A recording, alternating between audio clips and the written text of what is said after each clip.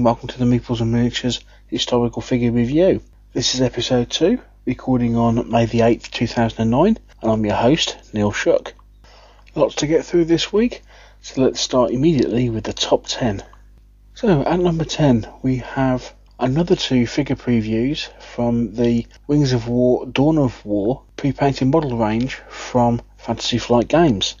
The first is the F6 Wildcat, and the second is the Mitsubishi Zero. Both of these models are again at 1/200th scale and look to be really nice. Still no word on price point yet, but I imagine it will be very similar to the World War I models that are currently out. At number 9, we have the first of 3 entries this week from Het Models. Now, Het are a German company that produce plastic models, probably best known for their 1/72 polyurethane plastic ranges, but more recently they branched out into 28mm, and these figures are part of their Al Cid range. Figures on show are their Spanish heavy infantry and their Spanish light infantry, both which are released this month.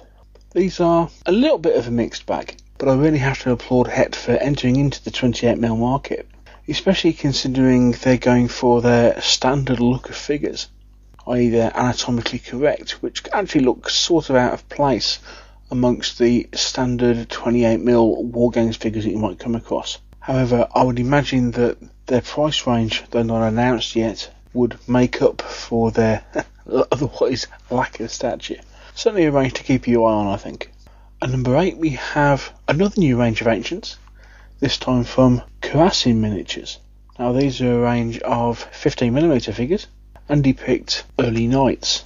Now, due to the fact that they have long mail surcoats and a domed helmet, they can be used either as Franks, Normans, or even as more recent as the First Crusades. So they really are a multi-use sort of troop. Got 3 pictures here from their range. As you can see, they've got lots of nice dynamic poses within the cavalry.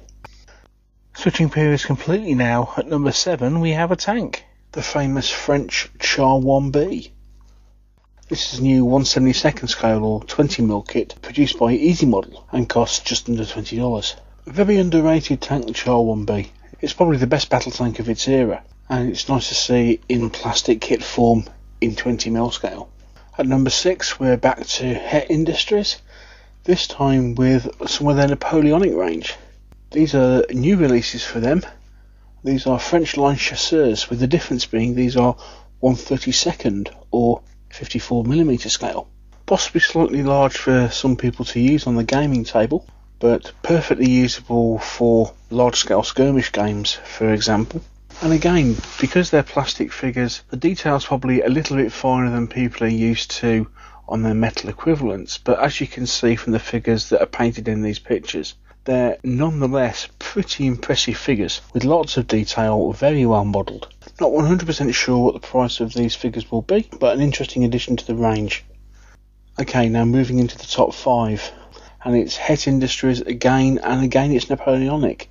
Moving scales yet again, and this time it's their 1/72 or 20mm British Peninsular War Infantry. The scale of choice these days appears to be either 15mm or 28mm for Napoleonics, and people tend to forget just what a good deal 20mm Napoleonic plastics really are. And companies like Het have a huge range of figures available, as can be seen from this picture. They're pretty decent models too, so I think 20mm Napoleonics is well worth a look. At number 4 we're back to Ancients, this time a new 15mm Carthaginian army from War Modelling. Now these look to be a really nice army. I suppose the same comment could be made of earlier. I mean, here, who needs yet another 15mm Carthaginian army? But it has to be said, looking through these models, they do look really, really nice. You know, if the war elephants didn't do it for you, the cavalry and the infantry do look superb. The price for the full army? £86.49, which sounds a lot of money, but you do get 222 figures for that particular price. Okay, top 3, and number 3 is some new packs of German modern Bundeswehr from Eureka Miniatures, from sculptor Costa Heristanidis.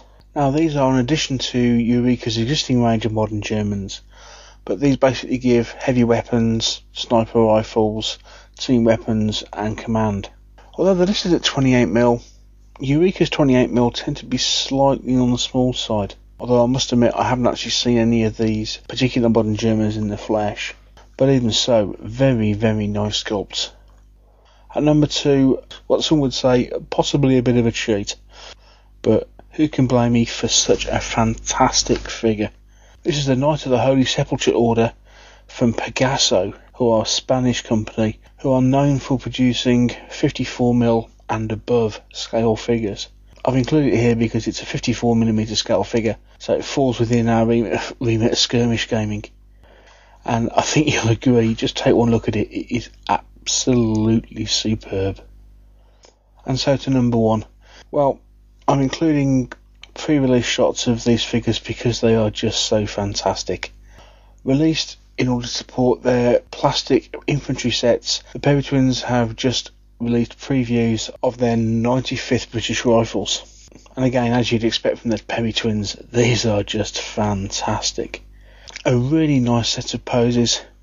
There's been some argument about whether the rifles are actually long enough or not, but as you probably come to expect from the Perry, is just a superb set of figures.